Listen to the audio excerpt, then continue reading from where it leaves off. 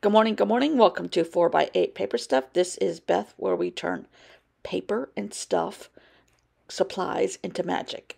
We are on day 11 of the art journal I'm making, building a world called Aquatic Archaeologist. It's a little book about Sarah Sloth, who is an aquatic archaeologist. She finds a bottle on the beach that has a map and a clue in it. And today I am fast forwarding. There's just a lot going. Life is happening here today. No time for art, unfortunately, which makes me mad. So I ripped out a page out of my big fat thick book that I was influenced to buy by D.D. Willingham. And this is just paint that I had scraped off from a paintbrush, and I'm going to use it as my background. Today our prompt is robbers, because often when you have these archaeologist sites, there are robbers stealing artifacts, right? Right. This is chapter or section 2. It's all the obstacles that Sarah Sloth encounters during her journey of trying to find this treasure. She still doesn't know what it is. So this is a Allie Edwards journaling card or scrapbook paper, journaling paper. It's a couple pieces of 4x8 that she includes in the story kit, which is one that I subscribe to. Anyhow, today, and you can see barely in the top left-hand corner, there's a little tiny piece of paper with some faces on it. Those are kind of like Picasso-looking, like abstract faces that I think her name is Claire Youngs does on Instagram. I love, love, love, love. I have a couple of her books that I bought. Love her paper art. And I decided to make some like that. I don't have time to do it all on paper today, which I wanted to, but I can't. But I'm going to draw them and color them in on these different squares and call them my robbers. They're very Picasso looking like, and so they're the Picasso gang that she came across one time in trying to discover these artifacts and put the clues together and blah, blah, blah. Today is just crazy. Crazy, crazy, crazy. But I'll tell you what, my sister has got major car problems. That's part of the crazy. And cat problems that I spent all day yesterday, Monday, with her on. And, well, not all day, but it felt like it. A good bit of the day.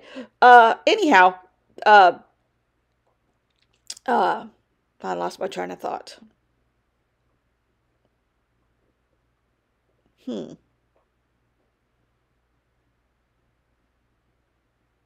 can't remember what I was going to say at all. Gone. Anyhow, so I'm making Picasso-like faces and just drawing freehand, just tiny little bits of characters and faces, pieces of faces, and making sure they all have gigantic splits in their faces to make them look more Picasso-like. Oh, she told me, my sister told me yesterday that when the Chinese weather balloon went over South Carolina, it went over this area because it went from Asheville to Surfside.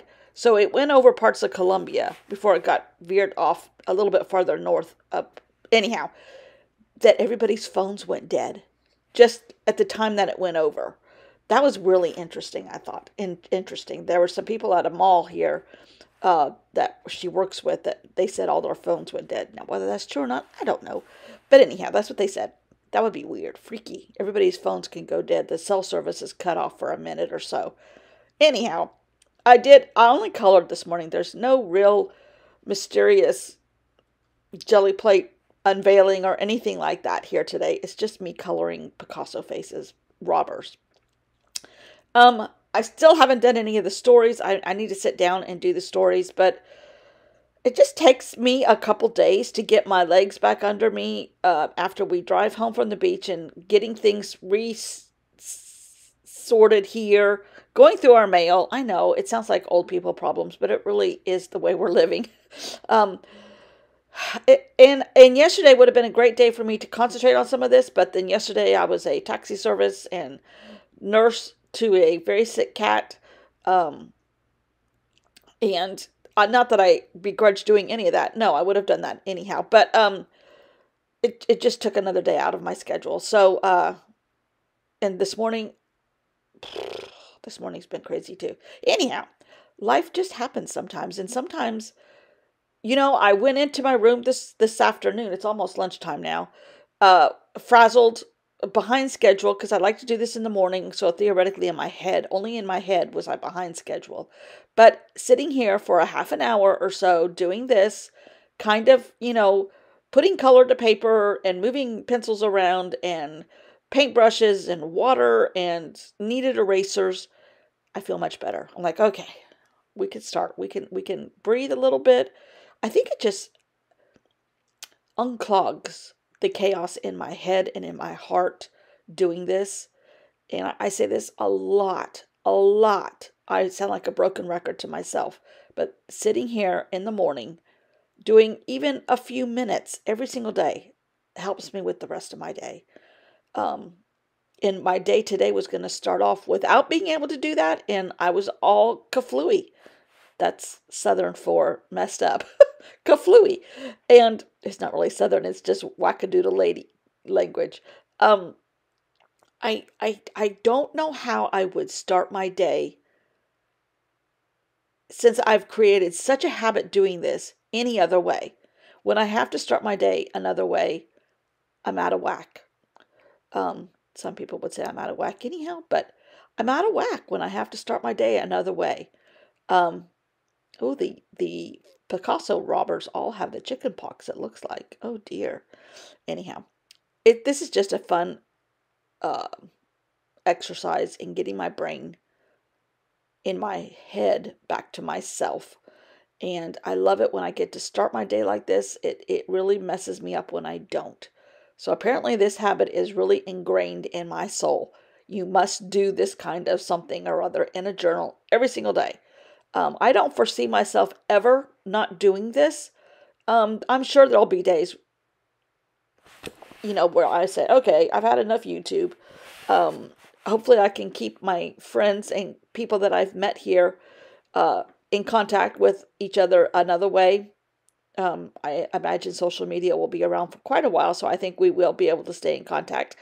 And I still will do some kind of art project in the morning, even if it's just a Hobonichi, till I'm not able to put pen to paper anymore. And I foresee that as being a very sad day. Boy, this went deep all of a sudden. Anyhow, so now I'm just going to put some frame around here, just because I felt like it needed a little something. They're just sitting there, and maybe these are their faces of the robbers at the post office. Do other countries put wanted posters in their post offices? This is the wanted posters of these Picasso robbers. They are artifact stealers and just an obstacle that you might run across if you are an archaeologist and digging up things that are from ancient worlds and ancient times. Yep. And very messily doing a frame around here purposely, because that's just the way I operate, and I don't want it to be a fine piece of art. Sarah Sloth is digging up fine pieces of art. We are not fine artisans here. We just have fun and have created a habit for ourselves that when we don't get to do it, we're off kilter. And that's okay by me. I love this. So thanks for watching. I will see you back here tomorrow in my habit spot. Thanks for watching. Bye.